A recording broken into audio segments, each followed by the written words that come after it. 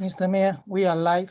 Great, thank you. So today is February 3rd, 2021, 7:23 p.m. and I am calling to order the Baldwin Park regular City Council meeting. And I believe, do we have somebody here to lead us in invocation? Shannon, do you know? Yes, the doctor, I'm going to allow him to join. Oh, okay, great. Thank you, Mark.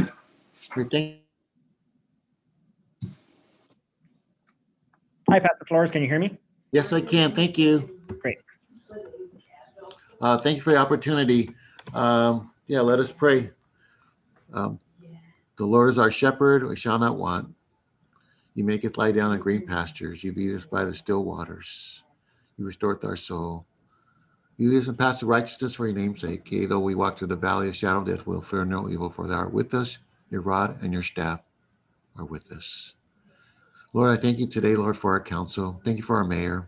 I thank you, Lord, for this transition, this progress, Lord, that you've allowed us as a city, as a team to experience. Gracias, Señor, por este momento, esta temporada, Señor, aquí en esta ciudad de Baldwin Park. We pray for your grace and your mercy. We pray for our leaders. We thank you, Lord, for their heart and soul, Lord, their desire to want to serve. Gracias, Señor, por este privilegio para honrar su nombre y a servir su pueblo. We pray, Lord, that you help us to effectively serve your people, Lord, your public. We pray over Baldwin Park, Lord. Lord, especially those who are going through situations today, those who have been just victims of COVID-19, those who are mourning the passing of loved ones, those who are fighting the disease. Lord, we just pray, God, today, you bring health and healing to their lives. Lord, thank you. Lead us and guide us. Give us your wisdom tonight. In Jesus' name we pray. Amen. Amen. Thank you, Pastor Flores. Mayor Pro Tem, would you like to lead us in the flag salute? Yes, of course. Great, thank you.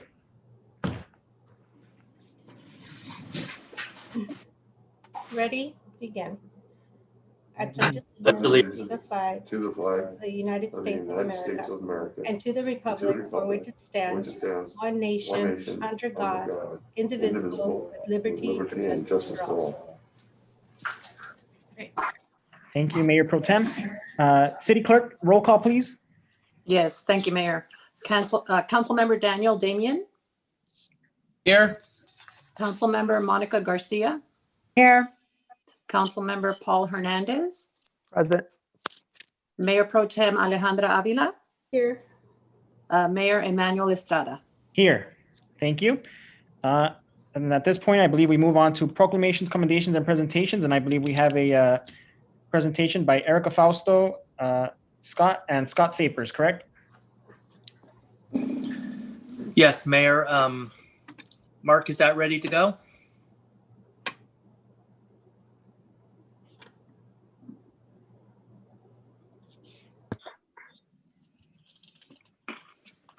Yes, we're ready to go. Awesome. Okay, good to go? Okay. Good evening, Mayor, City Council, City staff. Thank you for having us tonight. Excited to present and hopefully officially kick off the Prepare LA Baldwin Park, a project, an initiative that we've definitely have been wanting to kick off, and because of the pandemic, we put it on hold, but I think now's a great time to get this kicked off. And of course, it would be virtually for now until we can meet back in person. So again, my name is Erica Fausto Aguado, and I am the Executive Director for the American Red Cross serving the Greater San Gabriel and Pomona Valley chapter. So next slide, please. Okay, our mission, the American Red Cross prevents and alleviates human suffering in the face of emergencies by mobilizing the power of volunteers and the generosity of donors. And those are small scale, large scale disasters. Next slide, please. Red Cross lines of services. So a lot of folks, they look at the Red Cross and they think blood. That's the first thought that always pops up. But you know, there are a number of things that the Red Cross, the services that we provide. Of course, our disaster services, whenever there's a local home fire, or as we saw last summer with the wildfires, or if there is an event in a city where individuals are in need of evacuation, are in need of shelter, snacks, or water even, that is when the Red Cross comes in. And of course, blood services. Blood services has been, you know, really, really significant, especially in this past year. The need for blood has become so dire, and the need for convalescent plasma. We are actively asking for individuals who have recovered from COVID to donate right now, and hopefully, you know, that has shown to make an impact to individuals who get sick from COVID. Training services, we offer CPR, we offer preparedness courses, swimming lessons, that is all part of training services. Of course, international services. A lot of folks are also unaware of what we do with reunification of families. That is a service that the Red Cross offers as well. And service to armed forces. We are a resource for veterans, for our veteran community. Next slide, please.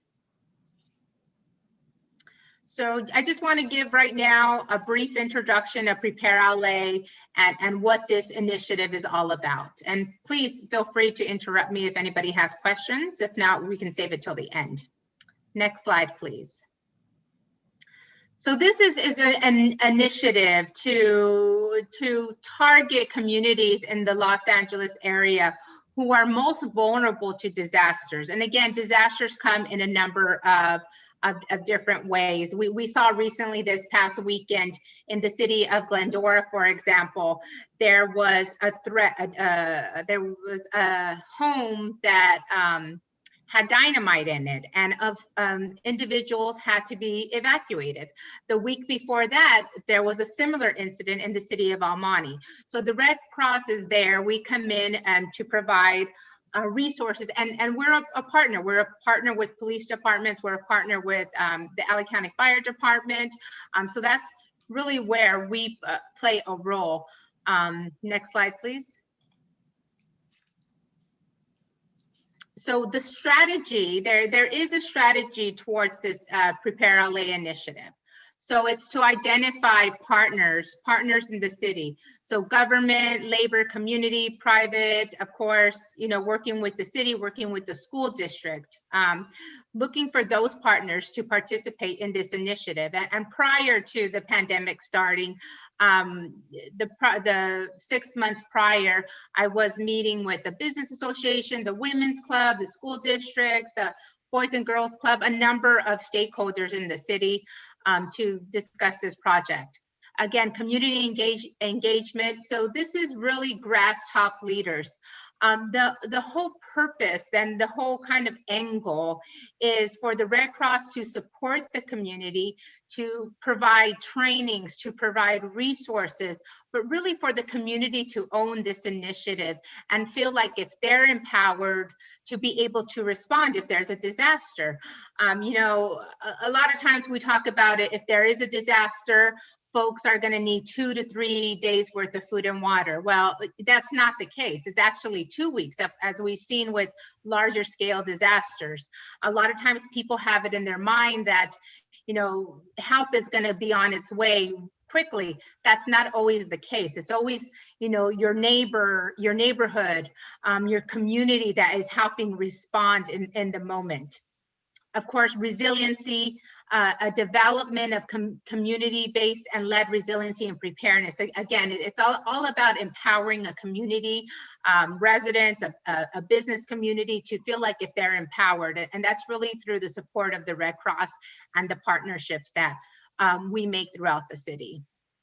Leadership development, again, we're, you know, our goal is to recruit stakeholders, recruit community members, to train and develop local leadership. Next slide, please. So prior to the pandemic, we were so focused on the usual suspects of disasters, right? Wildfires, local home fires, earthquakes, and then the pandemic hit, and it kind of really opened our eyes to a whole new disaster that we weren't really talking about. So now we've incorporated COVID-19 into our planning. So a lot of it, again, is the community education, the mask wearing, the hand washing, the social distancing, helping spread that message even more than it's already been spread. And again, resources as well. Resources is, really important in helping a community be resilient. And that's, one thing that the Red Cross is really good at is convening large groups and finding the resources in the community that haven't been found before. So creating partnerships, finding out what the needs are in the community. And it's really about listening to community members and to stakeholders, and then donations, of course, connecting where there are gaps, and community advocacy. One of the things that, during this pandemic, the Red Cross has really been pushing is community advocacy, especially for really vulnerable communities, the equity of vaccine distributions, just advocating for the community. And a lot of that is kind of open discussion, open dialogue, listening to partners, listening to residents about what they're facing, the challenges that exist, and spreading that message however we can. Next slide, please. So why Baldwin Park? So right now I am going to talk about the hazards and the risks, and this is really, I'm going to hand it over to our disaster program manager for the territory, Scott Sapers. He's really going to be my co-captain in all of this. I come in to a city and I look at the partnerships, I look at resources, I look at, I'm the liaison that comes in and is boots on the ground.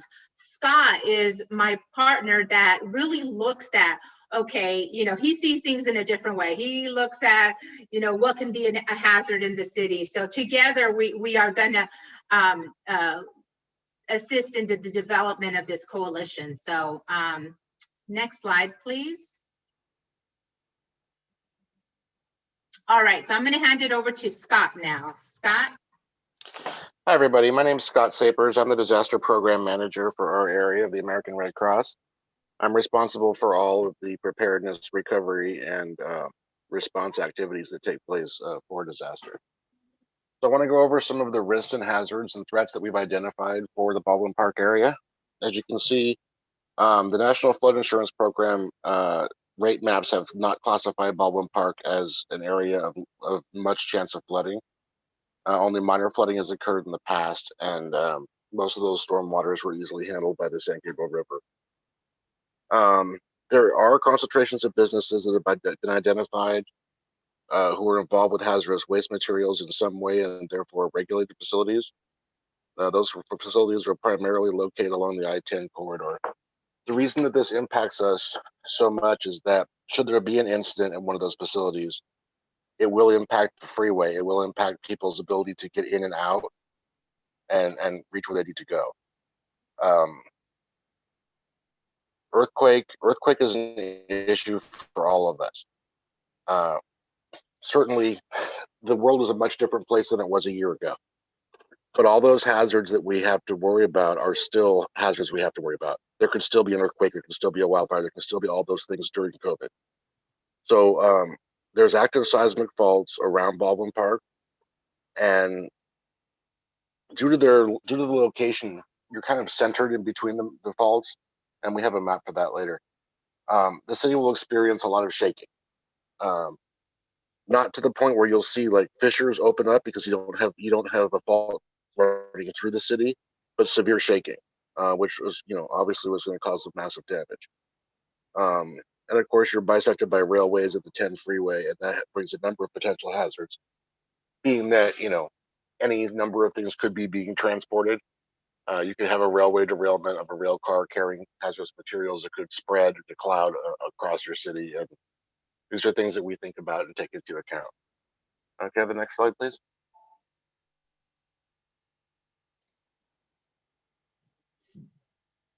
Okay, so here you see the earthquake hazard. that pretty much covers everything. So we're relative to major faults, we're centrally located. So Baldwin Park is at risk of liquefaction, and liquefaction has nothing to do with water, even though it sounds like it does. What liquefaction is soil behaving like water. So if you imagine putting a marble in a glass of sand, it'll sit there on top, but when you start to shake it, that marble will sink down to the bottom. And that's what we see with areas like Baldwin Park that have a looser, sandier base soil. So there is a risk of liquefaction. Next slide, please.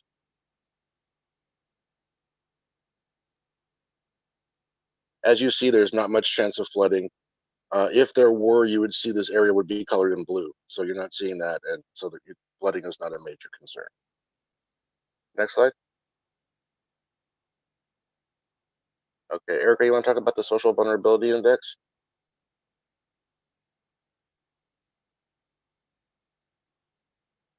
Okay, so the social vulnerability index is an index that's used to assess what potential folks might be more vulnerable to, not vulnerable to a disaster, but vulnerable to not being able to easily recover from a disaster.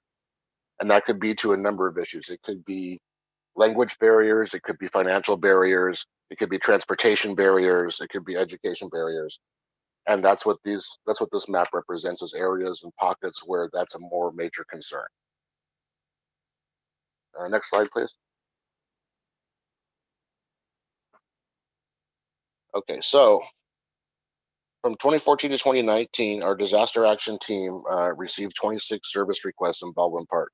Our disaster action team is a team of volunteers that go out in the middle of the night or whenever we're called, responding to people who've been displaced from their homes due to fire or some other incident. We provide them with immediate assistance so that they have a place to stay and they have the ability to, begin their recovery. The way in which we provide it is one of two ways. We can either do an electronic funds transfer where we provide them with funds into their account if they're able to accept that, or we provide them with a preloaded debit card, which they can use either to stay with family and pitch in for groceries, or to get a hotel, or to get whatever it is that that family happens to need in order to recover. Next slide, please. Okay, Erica? I think I take over from now. Thank you, Scott. But before I go on, Scott, do you want to mention anything about what were to happen if there was a large scale disaster, and how we're doing it now as opposed to prior to COVID? What would that look like?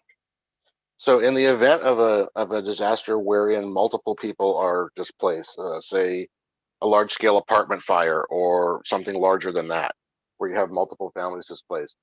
In the past, we would have opened a shelter, and we would have had those people stay with us in the shelter until such time as they were able to move on. Now with COVID, we're not opening congregate shelters because we're trying to limit the spread of COVID among not only our clients, but our staff. So what we're doing is, in the event of a situation like that, we open what's called a temporary evacuation point, or TEP.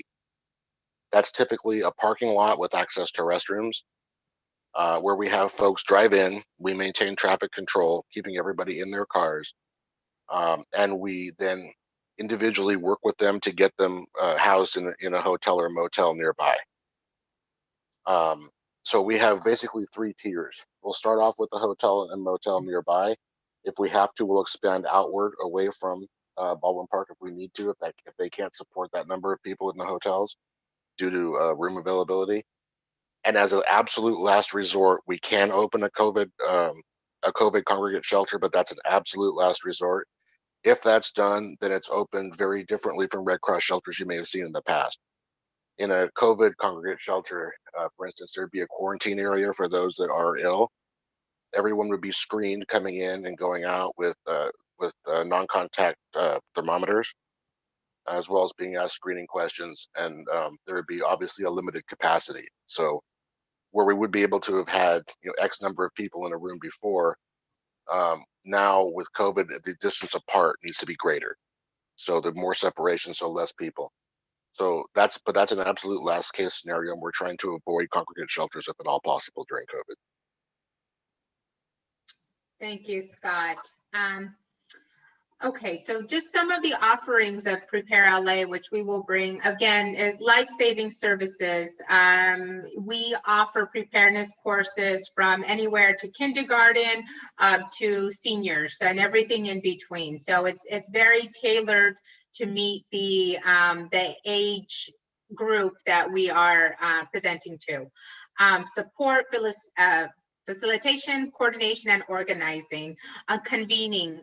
Again, like I mentioned earlier, we're really great at bringing groups together and getting groups to talk about preparedness and resiliency. So for example, reaching out to the school district and finding out what they do in terms of emergency services and connecting them to other organizations and vice versa.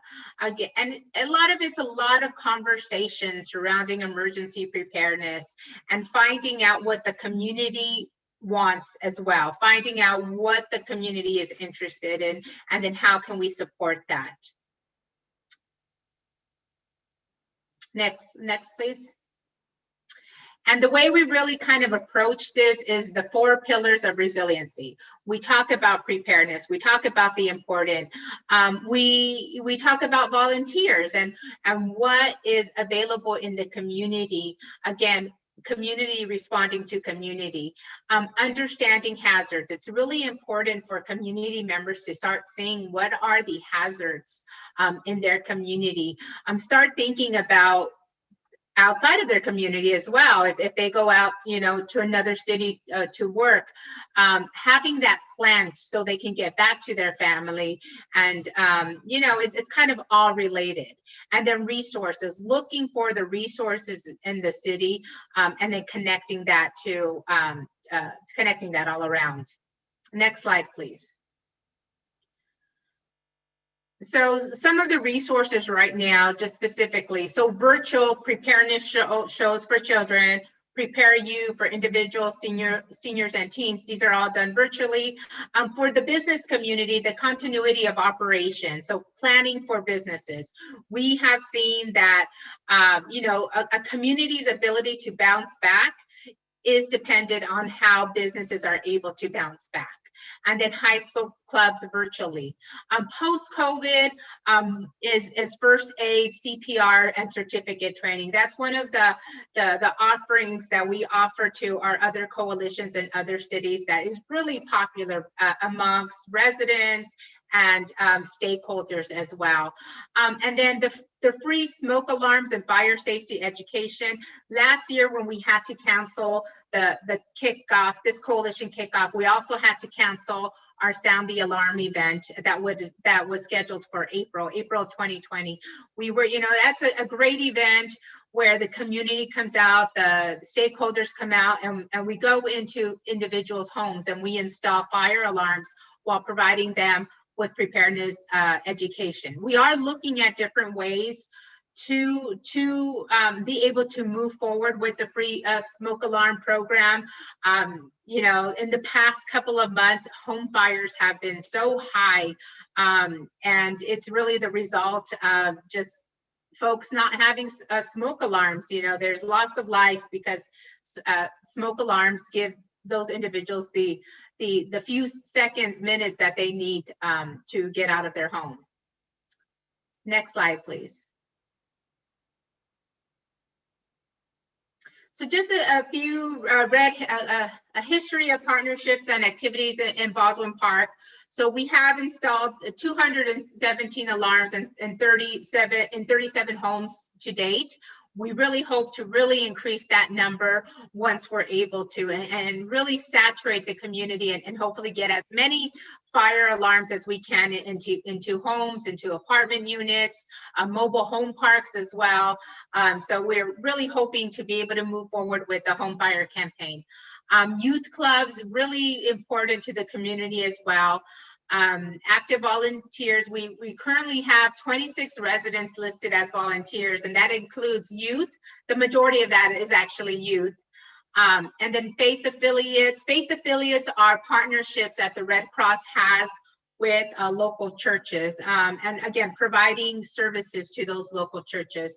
Service to armed forces, 40 people we have in the city of Baldwin Park have received services from our service to armed forces. So we can definitely increase those numbers and make sure that individuals know that we provide these resources for our veterans and our active military members. And to date, we have presented to 744 children through the Pillowcase Project. Next slide, please. So again, this is a community partnership. You know, the Red Cross, we want to support the community. We want the community to feel resilient, to feel empowered, and really kind of have the community take this on as their own with our support, of course. Next slide, please. So what are the next steps? So, you know, ongoing individual stakeholder meetings. You know, thankfully, prior to the pandemic, I was able to meet with a lot of the organizations in Baldwin Park, thankfully. So it's kind of just re-engagement of those partners. Our community leaders briefing kickoff on February 23rd. The city was very kind to be able to, you know, show this on the YouTube channel. So hopefully we get this to as many partners, residents as possible. And if individuals are interested, they can join the following month, where we're officially gonna have our meetings surrounded regarding resiliency. And take the pledge, make the commitment. You know, we have our stakeholders sign pledge forms, so they feel committed and they feel like if they're gonna really buy into this initiative. The meetings will be monthly. As of right now, they will be offered virtually. We understand that, you know, virtual meetings, you know, folks, after a long day of meetings or going to work and having your kids online distancing, the last thing you want to do maybe is join another meeting. But, you know, we're going to take this in steps. Our plan is to grow this coalition and, you know, just lay down the groundwork, and hopefully once we're able to be back in person, it'll really take off. Okay, next slide, please. Are there any questions that I can take, or for me or for Scott? Yeah, is there any questions or comments from council or city staff? Yes, Mr. Mayor, if I may. Yes, go ahead, Paul. I mean, sorry, Councilmember Hernandez. No problem. Thank you. Again, Erica, thank you very much for your presentation. And Scott, you know, this is, as you mentioned, a long time coming. You know, I think when we signed the MOU was close to maybe about 15 or 18 months ago, maybe 16 months ago, out of a conversation that we had, oh God, and with Miss Norma Vega quite some time ago. So I'm really excited, you know, for this, and I'm really hoping that each of our council members and mayor will open up their Rolodex to help identify other community stakeholders that might be interested in joining the coalition. You know, one of the things that I certainly believe is, you know, neighbors helping neighbors, and that's exactly what the mission is of Red Cross. You know, from the times that the city has called them, or I've used them in other capacities, it's, you know, it's residents that are, you know, coming out to help somebody in their need. So, you know, and that's something that, you know, is very much ingrained in our city with our residents. You know, we're all willing to help one another. So I suspect that you might have a fairly large coalition, especially if, you know, each of our council members, you know, tries to commit, you know, at least finding 3 or 5 people that they could, you know, submit names and telephone numbers for you to contact Erica at a later time would certainly help grow the coalition and make our city that much more prepared, but more importantly, safer. Thank you. Thank you. I appreciate that, Councilmember Hernandez. It's been great, you know, working with you and working with the city staff on this initiative, you know, and just hoping to move forward with this and get this going as soon as we can. And one thing I did fail to mention is, you know, hopefully it goes without saying, but all of these services are free. There's no cost to trainings or with the home fire campaign. You know, we're here to support the community and to partner with the community. Erica, did you announce a time yet for the town hall meeting on the 23rd so that we can help get the word out? Yep, the meeting starts at 5 o'clock, 5 to 6:30. So we chose an evening time and hopefully more people can join. And you know, again, this is a process. So if I have to go and make a special presentation, if Scott and I have to go and make a presentation to the school district or make another presentation to the business association, we're more than open to do that. This, you know, it's a new virtual world. It's been a year, but you know, we're all still learning. Thank you.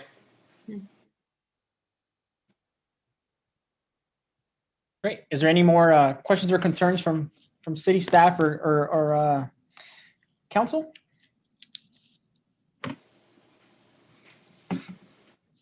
No. Well, I thank you for your time, Erica, and of course Scott. And I think I've spoken to you a long time ago. Yeah, I remember that, the coffee bean. It was raining. That is right.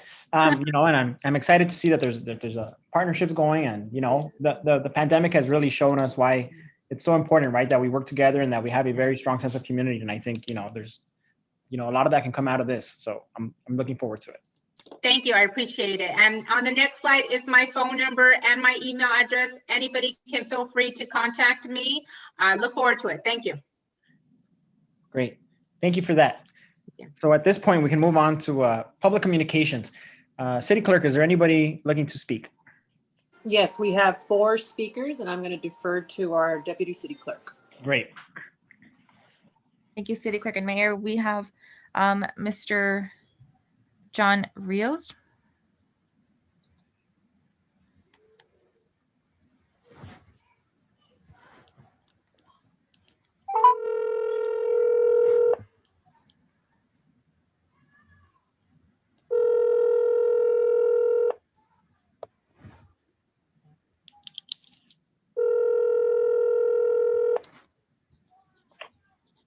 Hello.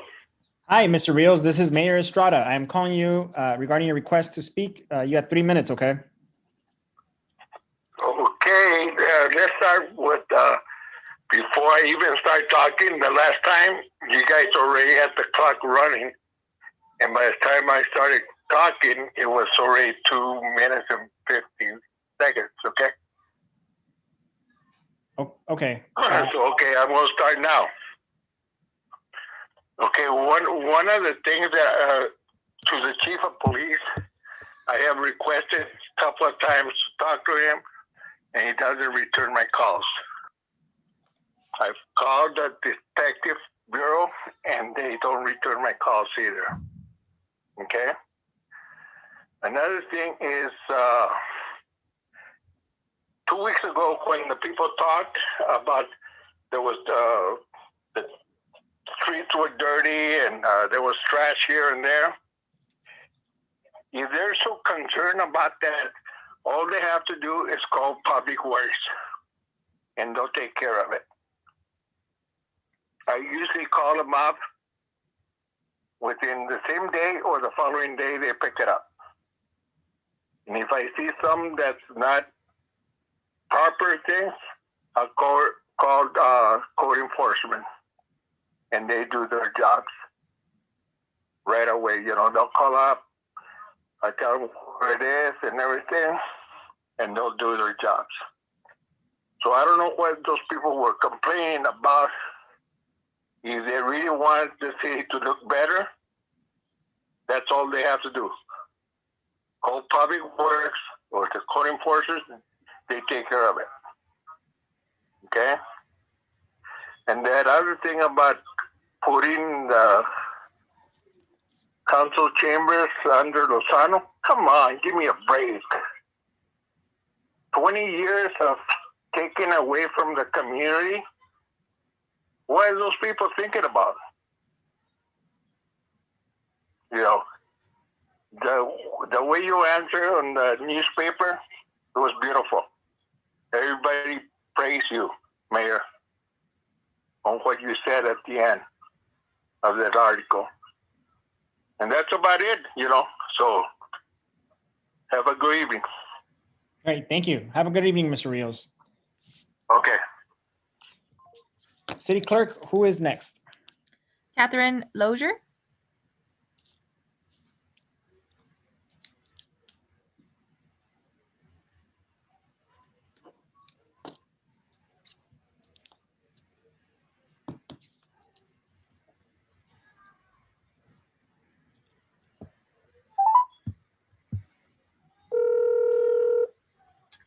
Hello. Hi, is this Catherine Lozier? Yes, yes it is. Hi, this is Mayor Estrada. I am calling you regarding your request for public communication. You have 3 minutes, okay? Great, thank you so much. So again, good evening, Honorable Mayor, Mayor Pro Tem, council members, community partners, and fellow community members. Thank you for the opportunity to speak. As mentioned, my name is Catherine Lozier, and I'm the Community Library Manager of the Baldwin Park Library. Tonight, I wanted to just take a moment to speak about the library, the LA County Library's Business Resource Center, and a new partnership the library has with LACMA, or the Los Angeles County Museum of Art. For those who are feeling confused about the recent GameStop saga, or who wanted to know more about the basics of investing in stocks, you can visit the LA County Library's Digital Business Resource Center on our website at lacountylibrary.org. We have a multitude of free business resources in print and online. We have courses on stocks and how capital markets work through a subscription to lynda.com. We have digital current newspapers, news and business magazines through Overdrive, like The Economist and Newsweek. And of course, we have books on the subject. Whatever your business needs, the LA County Library has you covered. And then the LA County Library has partnered with LACMA, the Los Angeles County Museum of Art, to bring a virtual art program to our communities, featuring the LACMA teaching artists and staff. We have 2 programs. The first is a series called Creative Storytelling, and that's for children. The workshop starts with a story reading, and then that story is brought to life through a variety of expressive art activities based on specific artists, with focus led by LACMA teaching artists. The stories are based on monthly themes, and the theme for February is cultural identity, and for March will be female artists. These programs take place on the 1st and 3rd Friday of each month at 4 o'clock. And then the second program series is Creative Careers, Museums, and the Arts, and that's for kids and teens. And these programs are for those who want to learn about art-related careers that exist in creative places like museums. And they'll feature the LACMA staff, who will discuss what they do and the journey to take them there. And the programs are on the 4th Thursday of the month at 4 p.m. And the next one will be February 25th at 4. And it will be a content specialist for mobile programs. And you'll learn how the content specialists develop interactive resources for mobile classes, and how they may incorporate those aspects into museum services. So for any more information on these resources, on programs, or any library services, you can give me a call at the Baldwin Park Library at 626-962-6947, or visit us at the lacountylibrary.org. Thank you so much. Great. Thank you for that. Thank you for that information. I just want to let you know, I do like the way you connected the library to GameStop stocks. Thank you. Thanks. All right, thank you. Have a good evening. City Clerk, who is next? The next caller is Mr. Greg Tuttle.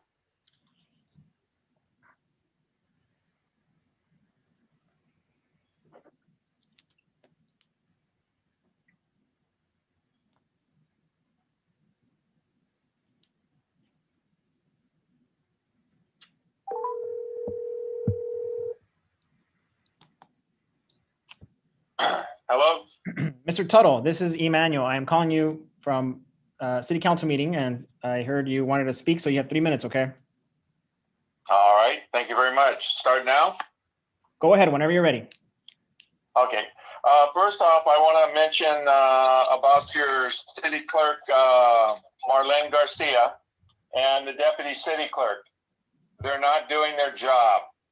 When you have over a year and a half back of minutes of the meetings that haven't been written into the online stuff, you have committed a crime with the Brown Act. You need to keep the minutes of the meeting up. I know Marlene used to just tell everybody what to do when she was council person, but now she needs to do a real job, which is keep the minutes of these meetings up current. And the last I could see was from October and September of 2019. That's uncalled for. Also, I'd like to know why Monica doesn't show her face on the thing especially when she's voting, which I think is irregular for voting, because we need to know that it's her voting, not just her voice. So I don't know why Monica thinks she has to hide behind the thing there and doesn't show her face like everybody else does. Now then, on the, you have the electricity company that you guys have formed for the city. This thing here is going to cost the people more money and is going to get people more aggravated, and you're going to end up losing money when this all comes out to where everybody opts out when they figure out that they should have opted out before. So I don't know why this thing keeps going on, but the problem is the people are going to be very upset. I get people coming in here telling me their rates are higher. I say, send me the bill so we can see this stuff and prove it. But the thing is, the city is making money on their own residents and charging more money, and we need to stop this program. This program's a sham. All the cities are trying to get into it. Now they're getting caught in legal issues and lawsuits. And now you're going to put in a letter of credit because you had to post up a bond for the money for purchasing this electricity. You have to buy in volume, and when you don't have customers to purchase that, you're going to be stuck with it when these people stop and opt out of this. And then they're going to be upset because they got to pay to opt out because it was all done the wrong way and wasn't allowing the people to opt in if they wanted to, and not to put them into it unless they said no. So you did it completely backwards, and you didn't put it in the Spanish, and you tricked the people. I'm not talking about the current council. I'm talking about the past council. They know who they are. And I think that we need to get going on our new management team. You guys are kind of, I feel, dragging your feet on here. We need a city manager. We need a city attorney. We need to clean up these dirty city attorney firms that you have through Tafoya. Thank you. Your 3 minutes are up. Deals, because they're costing you thousands of dollars a month. You need to start looking into this and clean this stuff up. It is unbelievable what they're doing.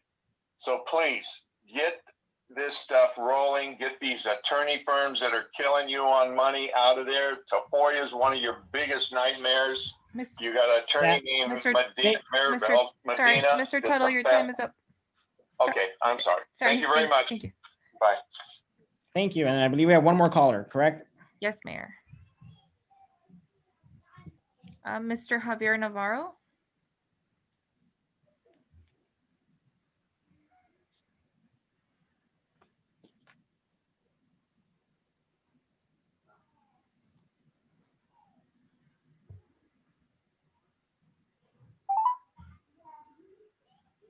Hello? Hi, is this Mr. Javier Navarro? Yes. Hi, this is Mayor Estrada, City of Baldwin Park. I believe you made a request to speak. So you have 3 minutes, okay? Yes, I did. Okay. Thank you for allowing me to speak.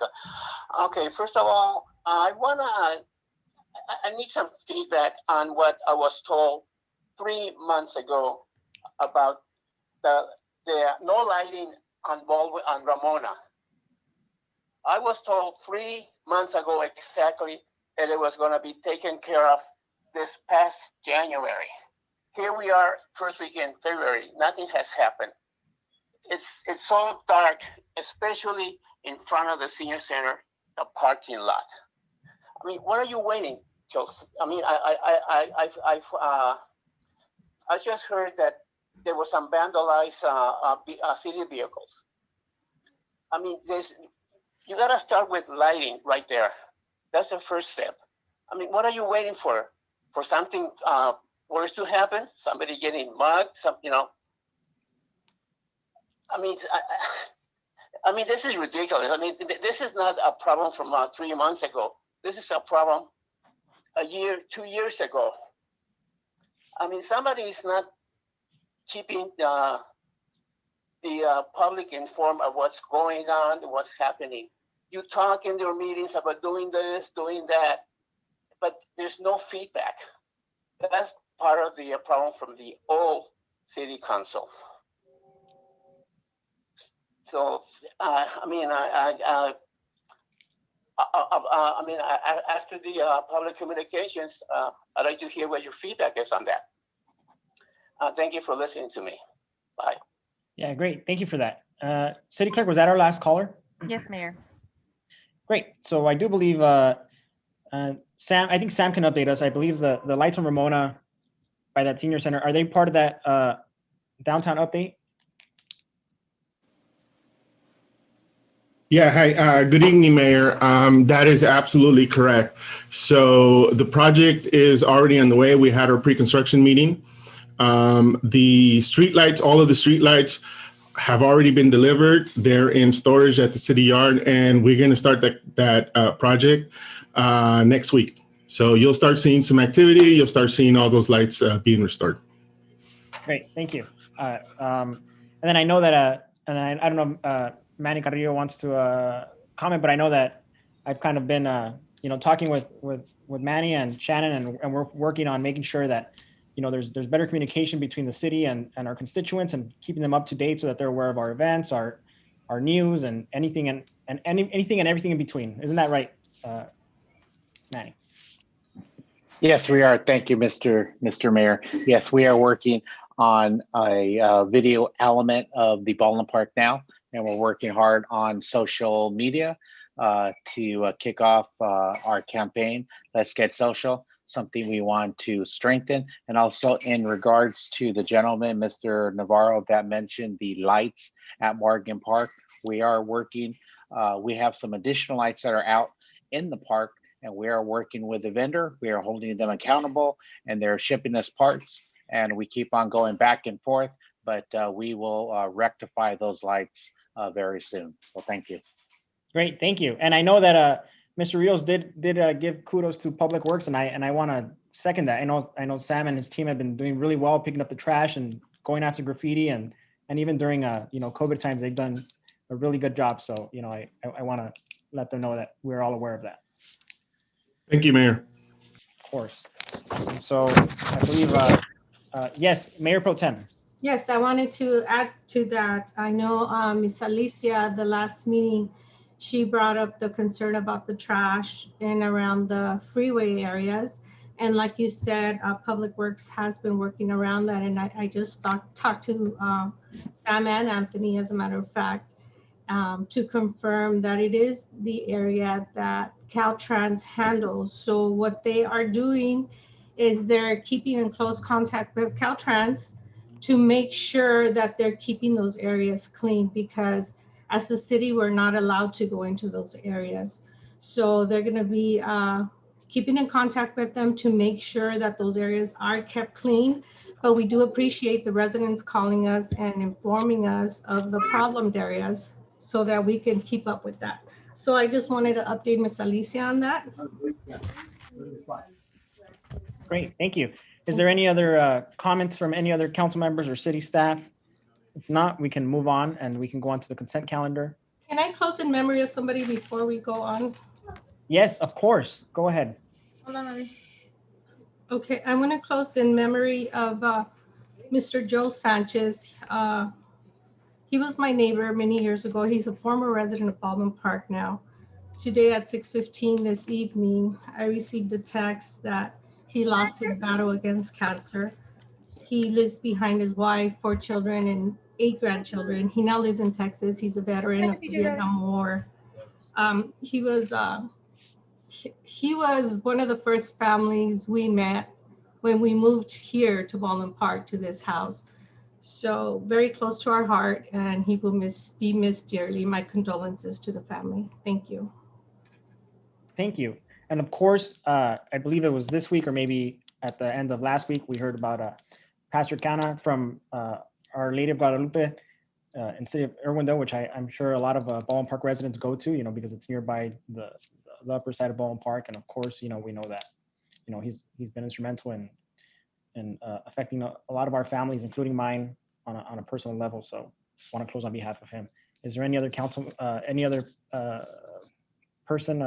members might want to close on behalf of? Mayor, I'd like to give my condolences, for their loss. And I would also like to thank Pastor Flores for his prayer earlier for those who are sick and suffering with COVID-19 and with different illnesses, obviously, in our community. And I did want to mention that one of our commissioners, Cecilia Bernal, has been in the hospital, and she's battling COVID. It sounds like she's getting better, but I did want to extend, our support and just our care and our appreciation and our love for her from the dais, because, praying that she will get strong and, praying for healing for her. But I just wanted to mention, her, and then also thank Pastor Flores for his prayer for our community, and especially in that way.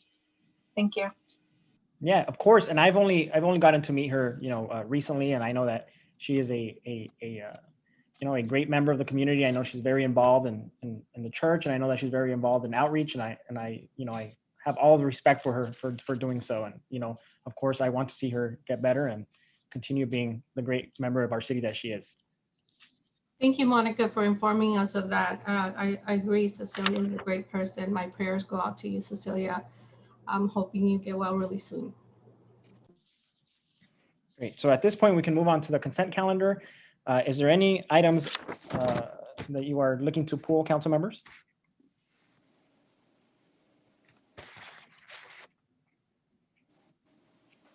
Mayor, I'll pull item number 4. Okay, and I'll pull item number 3. Is there any other items?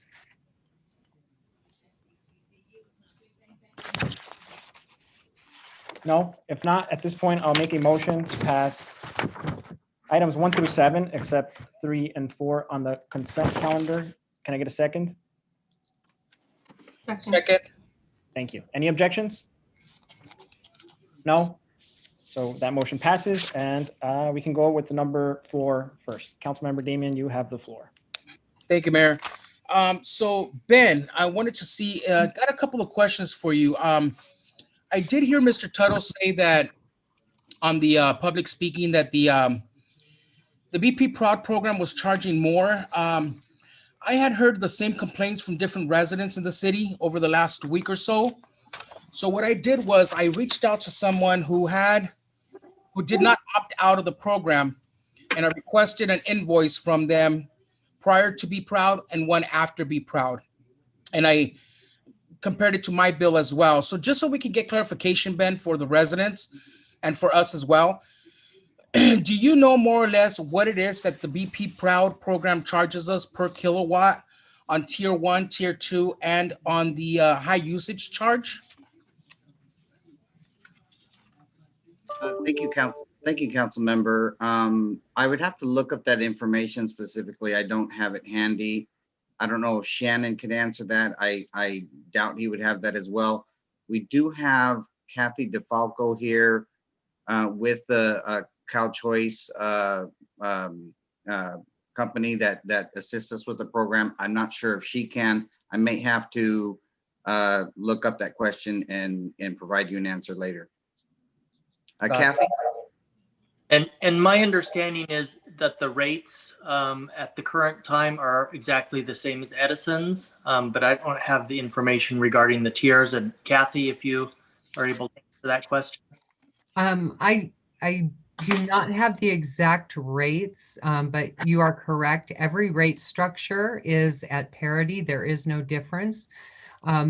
If you're comparing a bill that was prior to the implementation of Be Proud versus one after, there may have been other changes that occur. There are frequently changes on the transmission and delivery side, which is always billed by Edison. It is not part of the Be Proud program. That could have impacted that, but if you have a specific bill, we would be happy to do a bill comparison. And if I could add too, there's summer rates and winter rates. So if comparing a bill from the summer to the winter, it may be different. But I would encourage any resident that has a question on their bill to contact us, and we will answer those questions directly for each and every one of them. Mayor, may I say something? Yeah, Mayor Pro Tem, go ahead. Thank you. So, Mr. Damian, I didn't opt out. I went ahead and I went with Be Proud so I could see, compare and see what the difference was. The bill looks exactly the same. Everything looks exactly the same. And my bill is smaller. I don't know if that's going to change in the future, but I have a big household here and I actually have seen a savings. I can't compare, I haven't really sat there and compare the kilowatts or anything that of usage, but I know for a fact I'm not using any less than I ever do, but the cost of my bill is lower than it has been in the past. So I just wanted to add that since I did not opt out and I went with BP Proud just to know what the residents were looking at. So I have two bills. One of them was from November from this person, and the other one was for January 25th. And then mine I pulled was for January 27th, so that I can more or less kind of get an accurate, because obviously we spend more energy during the December holidays, right? Christmas lights, so forth and so on. But one of the things that I found under the kilowatt tiers 1, 2, and 3 is that currently under SCE, they're billing 15 cents per kilowatt under tier 1, 19 cents per kilowatt under tier 2, and 23 cents per kilowatt on the high usage charge. With the BP Proud, we're basically 10 cents lower from what I'm looking at per kilowatt. So for example, tier 1, they're charging 5 cents. Tier 2, they're charging 9 cents. And tier 3, which is what the high usage charge, they're charging 14 cents. So if we could just get clarification to make sure that I'm reading this bill correctly, because I'm not an electrical expert, so I don't really know how to really read these bills, but just so we can get clarification, because if this is accurate, that way we can kind of get it to the residents out there, let them know, hey, look, don't just look at your overall amount that you paid because you're comparing it to the winter holidays where you're using your heater and the Christmas lights. Look at the kilowatt per charge. That way we can get clarification on that. And then the second thing was, if someone did not opt out when they had the opportunity to opt out the first time, and they decide they want to opt out now, will they be charged to opt out, or will they be opt out free of charge? They are allowed to opt out after the free period. It's a very small charge. I believe it's 50 cents. Is that right, Ben? My understanding, is that right, Kathy? 50 cents. Yeah, it's less than $1. I don't recall the exact amount, but it is less than $1. Okay. And just so that we can kind of, get more clarification on this, because I know there's a lot of confusion and there's a lot of people saying you're spending more money. Let's just kind of, really get to the bottom of it, the nitty gritty. What is it that they're paying versus what they would pay with SCE? So we can relate this out to our residents and let them know, look, this is what the deal is here. Because if we just tell them, compare your bills, honestly, it's not the easiest thing to look at. So that way we can get more clarification on it, and we can just kind of educate our residents a little bit more. And then this way, at the end of the day, if they do want to opt out, that's their decision. But at least they opted out because they wanted to and not believed that they were going to be charged more. Thank you, Mayor. That was all I had. Yeah, and then I know that it's a little bit of a difficult program to understand. I know a lot of people have been asking about it, but I think one of the most important things is the opt-in, opt-out. It had to be for them to opt out. Is that correct? The way the statute was written, and this was adopted back in 2002, it was kind of a reaction to the energy crisis of the early 2000s. But the way the statute is written is as an opt-out program. So the CCA, Be Proud, none of the other CCAs have any control over that. It's mandated by statute. Yes, we're just following state law, and that's exactly what the state law mandates. Great. And I just wanted to make that clear, because I know that, when I first started learning about it, that was one of my concerns, right? Why are we forcing people to get in and then they have to make the effort to opt out? But, I just wanted to confirm, and that way everybody's aware that, it's not our choice. It's just the way that things were written, right? Yeah, it's very driven by rules and guidelines and statutes. So it's very specific, the rules that Baldwin Park has to follow in regards to its CCA. So. Great, thank you, thank you. That was why that was my comment. I don't know, Councilmember Damian, do you have any more comments on this? No, Mayor, I just basically wanted to get it for clarification because I know that there's a lot of residents saying that they're paying more. Again, I just wanted to make sure that we get clarification on it. And, just kind of provide a little bit more education as to what the real charge is in the future. Thank you. Great. Did you want to make a motion? That's right. I will make a motion to approve item number 4. Great. Any objections? No, so motion passes. And then of course, item number 3, I think it's personally, I mean, I think it's an important item. I didn't think it was meant to be passed with the consent calendar. And I don't know if City Attorney could just give us a little bit of a background on it, just so everybody's aware of what's going on. Thank you, Mr. Mayor. Yes, it is an important item for our city. Rookley used to be our exclusive distributor. At the time that they were awarded that permit and that contract, the city believed that there were very good reasons to have an exclusive distributor, so we're only dealing with one entity. The distributor has to collect taxes, has to go take the product to the tester. It has to do track and trace, so it makes sure that everything is being done legally and appropriately. So the job that a distributor does is very, very important. And at the time, we thought it would work best if we only had to deal with one company. As it turned out, it hasn't worked very well for the city for a number of different reasons that I don't think it's important to go into now, but it just didn't seem to be working out very good. As a result of that, we entered into negotiations with Rookley to try and get rid of the exclusive agreement, allow the city to use other distributors in addition to Rookley. So Rookley will still be a distributor, but will not be the exclusive distributor. And that makes it better for our operators. Our operators have different choices that they can go to. Some of our operators, I believe, have even expressed an interest in buying a distribution permit from the city. So by doing this, it's going to bring additional revenue to the city in the form of selling distributor licenses. In addition, I think it's going to expand what we already have in terms of our cannabis industry. And I think it will make it more robust when you have other operators allowed to distribute their own product or using other distributors that they are friendly with and do good business with. And it could be Rookley. We don't know that, but that gives all of our operators a choice. And I think, as I said, it will bring a lot of additional revenue into the city. And I think it's a very important step forward for our cannabis industry here in Baldwin Park. Great, thank you for that. I'm sure, we are all looking forward to I think it's an opportunity for the city, and I'm sure, we're all looking forward to it.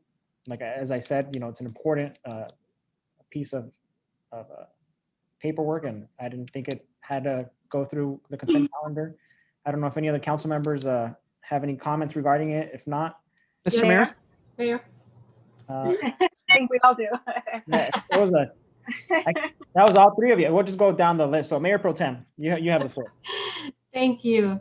That was a challenging one. I have to agree. The negotiations with Rookley was very challenging. The goal was to get rid of that exclusive contract, which Robert worked very hard, going back and forth, negotiating this, getting ideas from council members, from the mayor. Okay, what can we do? What do we do? Back and forth. It was a back and forth, Robert, and I want to thank you for not giving in and not giving up and getting us a better opportunity to make more money, to provide better services for all our distribution people that may be applying. You say we have a lot of people that want to apply for distribution, and that will bring more income to our city, and more income to our city means more income to our residents, more things that can happen, positive things that can happen for our residents. So again, thank you, Robert, for working with us and being patient with us, because we did ask a lot about you.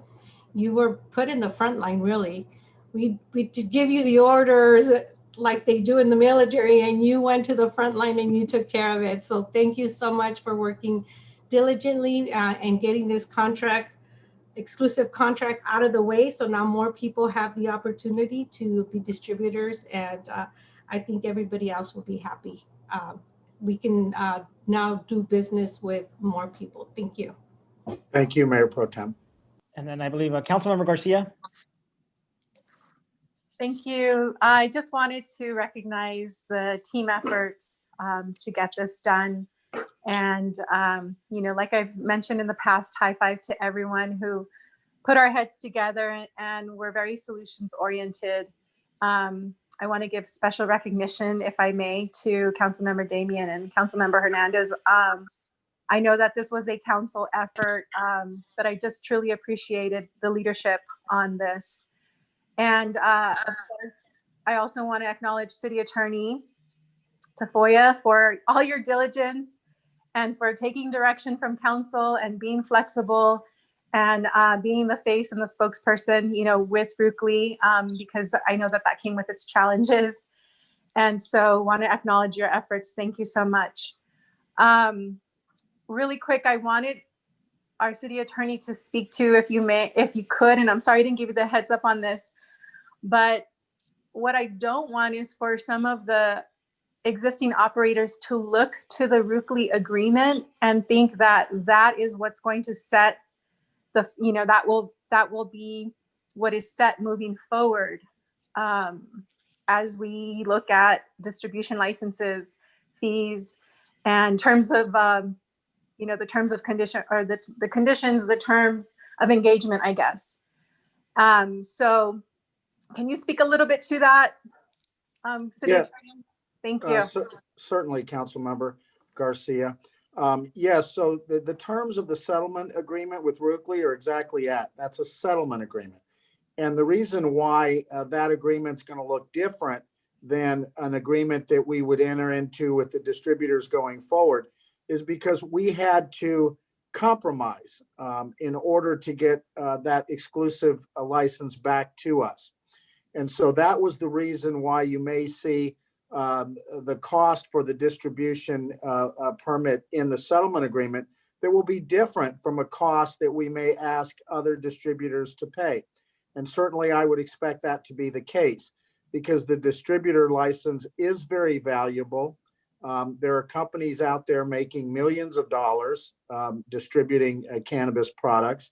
And so while we did have to compromise with Rukli and come in at a much lower price than we would otherwise have done, in the future, I do believe that that price structure will change, but the council has given me very strict direction to make sure that it's fair to everybody and the same for everybody. And so whoever is going to apply for a distribution permit and license, whatever price the council ends up putting at that, and that will be on recommendation based on market prices and based on surveys that we're doing in other cities on what other cities charge. But whatever that will be, it will be fair and it'll be the same for everybody. But it will not be what the Rukli agreement is because it was a settlement agreement that we had to compromise. And we were essentially buying back the exclusive agreement that we had provided to them. And so going forward, of course, we're not going to be buying back from anybody. We're going to be giving them, we're going to be providing them an opportunity to run a distribution business. And that comes with costs to the city. And so we have to make up our costs for doing that and for being able to award those licenses. And in addition, we'll do what's called mitigation costs, because there's a mitigation that we would like to do where there'll be some vehicles traveling through the city. We want to mitigate that impact for our residents, and that will come in the form of a mitigation fee that will be paid to the city, and then we'll be able to put that into our general fund and use that for city services. Thank you. You're welcome. Great. Councilmember Hernandez. Thank you, Mr. Mayor. Both Mayor Pro Temp Avila and also Councilmember Garcia already have eloquently already spoken. So I just want to again thank, I just want to make sure that I thank, our entire staff for moving forward on this project. It is something that has been ongoing for quite some time. Maybe I think close to maybe 6 months or 8 months, if my memory serves me correct. So again, thank you, Robert, Ben, and Shannon for moving forward, and more importantly, as I see this also it's a way to move forward in a new direction that will provide better and enhanced services for the cannabis industry in our city. So thank you. Great. Thank you for that. I think it's Mr. Mayor, if I may, for just one moment, I really wanted to thank the city staff and the team, because I could not have done this without Ben Martinez, Ron Garcia, and all the other people over in the Community Development Department. They had meetings with me. They had meetings with Rukley. They reviewed documents. They provided me documents. It truly, truly, truly was a team effort. And I want to recognize those team members and the people that they worked with as well. Couldn't have done it without them. Thank you, Ben and Ron and all of your team. Thank you, everybody. Yeah, of course. I know Ben and his team are always working diligently, especially when it comes to these types of things. And of course, Robert, we're all thankful for you and making it happen. You're the person that, you're there, dude. Thank you. Lack of a better word, right? So, And you've had me smiling this whole time. So, I'm obviously excited, thankful. I think it's a great way to start 2021, and it's a great sign of what this council is going to be able to accomplish with our city staff when we work together. So, with that being said, motion to pass item number 3. I will second. I think we all say second. Any objections? None? Great. So motion passes. And then I believe at this point, we are done with our agenda and we go on to city council comments. And I believe there's one by Councilmember Garcia.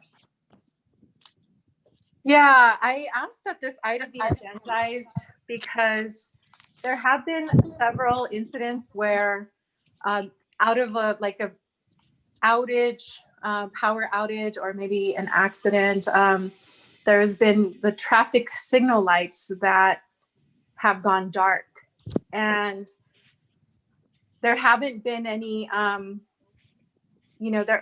my knowledge, there isn't like a protocol that's triggered when that happens. And as I did some investigating, I learned that our city vehicle code actually advises that we not put any like stop signage or any traffic control. And I think it goes back to liability issues, which I fully understand. But when I look at it from the confusion that it may cause at an intersection, and I look at it from like a public safety perspective, that has caused me concern, and that's why I asked that this item be agendized. I know that some cities follow a similar thinking and code as our city, while others, like I was passing through the city of Arcadia the other day, and they had stop signs and a police officer at the intersection where their traffic signal lights were out. So with that, I'd like to ask Sam Gutierrez, our Director of Public Works, to speak to this item. And I just wanted us to be aware of the policy and see if we can think of something that is a little bit, safer and more responsive while still protecting the city's liability. So with that, I'll turn it over to Sam. I know, Sam, you had prepared to speak on this item, and you were bringing forward some plans and some maybe some new policies for discussion. So I'll turn that over to you. Yes, thank you, Councilmember Garcia.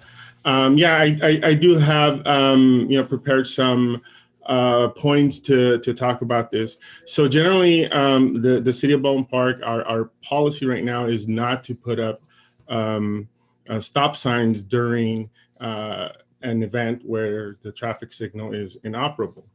And I certainly understand that pulling up to an intersection that is inoperable can be confusing, especially to some drivers.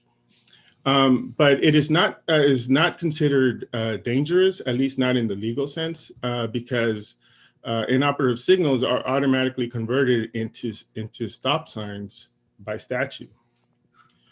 And so from our experience, pulling up into an intersection that is inoperable and there are stop signs, that can also prove to be confusing to some drivers. And while it's intuitive to do so, to think that putting up stop signs will make it safer, there are situations where it has not worked so well, but it does introduce liability issues to the city. And the biggest concern is creating a situation where contradictory signage and traffic devices can lead to conflicting and unsafe traffic movement once the power is restored. Sometimes, these stop signs, when they're placed there, I've been in situations where they have gotten hit and caused more disruption and chaos. They're typically placed between lane lines and they're not designed to be placed there, even though it's temporary. But the biggest issue is that unscheduled and unforeseen area-wide outages are unpredictable. And the range of time that an outage can last varies from outage to outage. So, and they also tend to be localized, meaning it's not just one intersection that goes down, it's several. And now we have to go out and put stop signs in all of them. And coordinating and placing and removing signs can be tricky and expensive. Like the example you mentioned from Monrovia, yeah, there were signs, but there was an officer there, and that could prove to be expensive. And it would be difficult and quite frankly, the city doesn't have the resources to provide round-the-clock staffing to respond to every eventuality, even particularly when the law says motorists learn how to behave during those circumstances. So having said that, we are open to placing stop signs, and I think it'll be a good practice to do it on a case-by-case basis, where we can mitigate some of the liability. One example is where we have clear coordination with Edison, and we are staffed. We can coordinate with them on the outage, place the stop signs, and then go out and turn off the controller so that it doesn't come back on when the power is restored. They'll let us know when it's restored, and we go out there, remove the stop signs, and fire up the controller. So we've done that. And also coordinating with jurisdictionally wide with other jurisdictions. Some of our stop signs are shared jurisdictionally. So with Caltrans and Irwindale, and they have a policy of not putting stop signs. So this would apply to wholly owned intersections maintained by the city. Mm-hmm. Lastly, I do want to say that there is an idea to add a project to the CIP to upgrade all of our existing traffic signals so that they're battery backup capable. Battery backup technology has progressed, and today's systems are very robust and can handle most outages. And I think that by adding a project to the CIP and being able to bring all of our intersections signals up to battery backup capability, I think that will help us tremendously in planning and coordinating these events. And if the need be to place stop signs, we coordinate with the SCE and do it the way I mentioned earlier. The last thing is that there are such things as scheduled outages, and scheduled outages are by a permit basis. So Edison comes to us, says they need a permit to work in the city, and then they say, the work is going to cause some intersections to go dark. In that case, we're planning on introducing a new fee to our permit for scheduled outages that when Edison comes and pulls out a permit, we charge them a fee so that we're compensated for going out there and placing the stop signs, and that'll help with recouping some of the cost. So that's pretty much where we're at. Yeah, thank you for that thorough briefing. And it does sound like the stop signs are a Band-Aid approach, right? And tricky and spotty. And so I do want to say that I really like the idea of looking at upgrading our traffic signal lights as part of the capital improvement plan. And if we do that, what do you think the process looks like for that and timeline? So we can do it two ways. We can budget it and add it to the CIP program when we get to that point, which would be later on this year. Usually that happens around May and June. We do have funding for it, so we've looked into that. So we think we can make it work. We've already asked for some quotes to see where we're at, and we think we can make it happen. The other way is to, by staff report, add it to the current CIP that we're working on now, and we can prepare a staff report and get working on that. So as soon as we get council approval, we can start putting that project together, putting it in design, and we can make it happen within a few months. Okay, well, I am definitely in support of that idea. I don't know if any other council members or the mayor have any thoughts on that, but I certainly I certainly support that approach of upgrading. And yeah, I think that would probably be the safest. And it probably just needs to be done anyway, just moving into the future. That is absolutely right. Do any of the other council members have any thoughts or questions? Just, I know you said you had the funds for this, so where do the funds come out of the general fund or where they come from a grant? No, the funds will come from our street lighting and maintenance, which is one of our assessments. This is the funding we use to maintain and pay for all traffic signals citywide. Great. We've realized some savings in this fund over the years, so we think based on what we're seeing so far, we can easily make it happen. The only question would be, do we add it to the current CIP via a staff report, or would council want us to program it for next year's CIP? Mayor, I would recommend that we move ahead on this. The power outages seem to be more common these days. Edison sometimes shuts them down just because of high winds. I think if Sam can put that together and bring it back to you, I would advise to move ahead with it. It makes our city safer for everybody.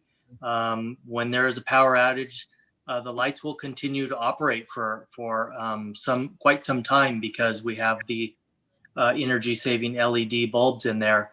If it is an extended outage, the system sense that it's going too long, then it'll go to all red flash, which is a warning to us that the batteries are low, but it also provides for a safer intersection because everybody knows that a four-way flash is the same as a stop sign, and it's very lit up. I know some of the problems that we've seen and have been reported at night is when there's a traffic signal out. Sometimes people don't even know it's out because it's so dark, and if they don't know the area, they may blow through that, not even realizing that it's a signal. Had they known it's a signal, they might have realized that the law requires them to stop. But if they don't even know the area, it does cause a danger. So yeah, I would ask if we could move this along quickly. I think it would be a great project.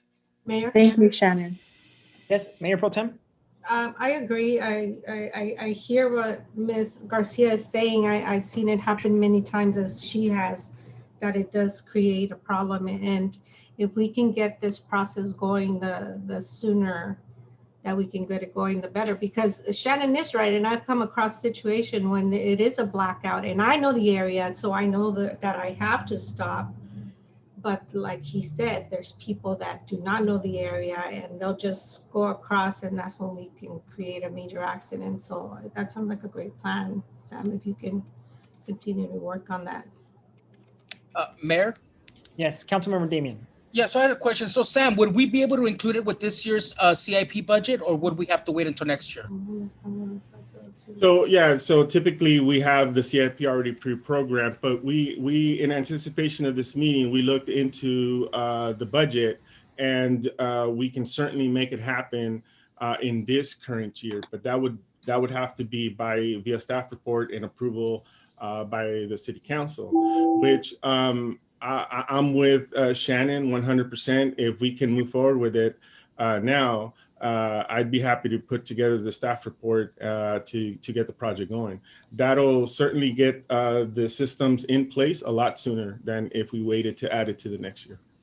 Yeah, I agree with my fellow colleagues, and I think that it's something that if we can put into this year's CIP, let's go ahead and get the thing ready, and let's get the ball rolling on it, because we have experienced a lot more power outages this last year than I can remember in the past. So, yeah, I agree with everyone else. Great. Mr. Mayor? Yes, Councilmember Hernandez. Thank you, sir. No, thank you very much, Sam, for providing a solution for all of us. I certainly agree with the staff report as everyone else. We have had an accident in regards to when a light was out. I believe it was on Baldwin Park in Ohio sometime last summer.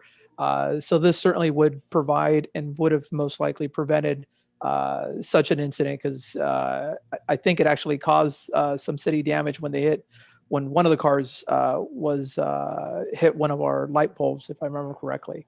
But yes, thank you very much. And thank you, Councilmember Garcia, for bringing this to our attention.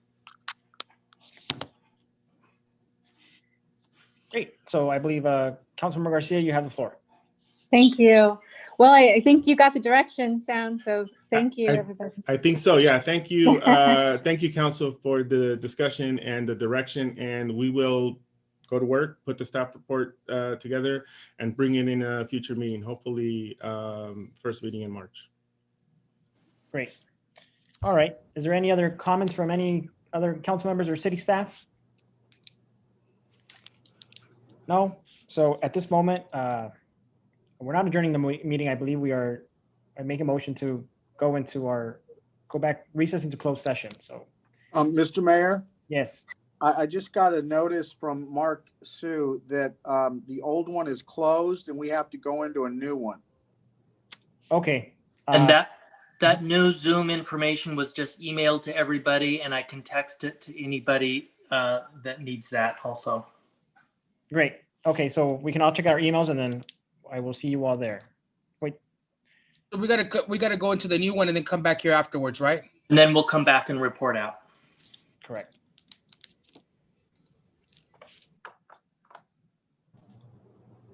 Okay, good night. Thank you.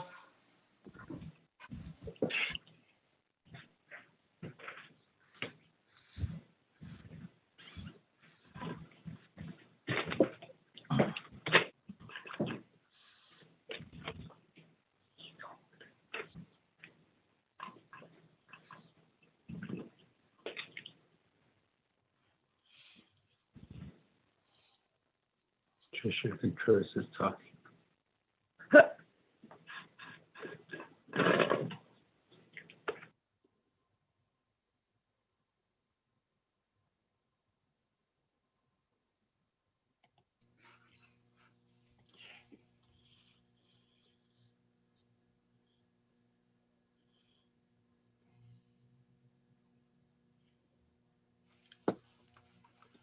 Hey, Lulu, you there?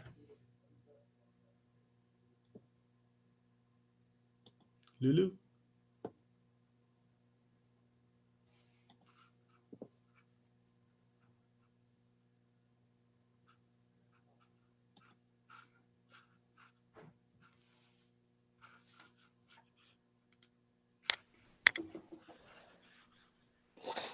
Mark, are you available? This is Monica, the interpreter. I think you can end it. Okay. Yeah, so they are going to closed session, and then when they come out, just report the closed session. So we don't need to report in the Spanish channel. Okay, sounds good. Thank you, Mark. Yeah, Thank you, that's what I Monica. wanted. Sorry, Mark. That's what I wanted to ask Lulu. Do we need to hang in here? Are they going to come back and close this meeting, or is this meeting closed? No, this meeting, they will come out to report on this meeting. Okay. So you don't need to stay. You can exit now. We can exit. We can leave now. Okay. Yeah. Sounds good. Thanks. Okay, thank you. Okay, looks like they kicked me out of the other one anyway, so that's fine. Good night, everybody. Thank you, Mark. Good night. Okay.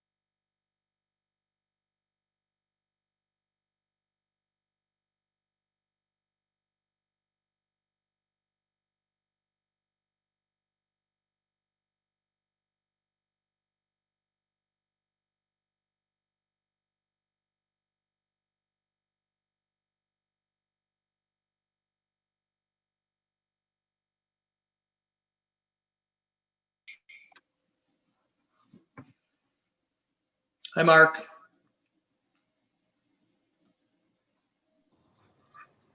Hi, Chief.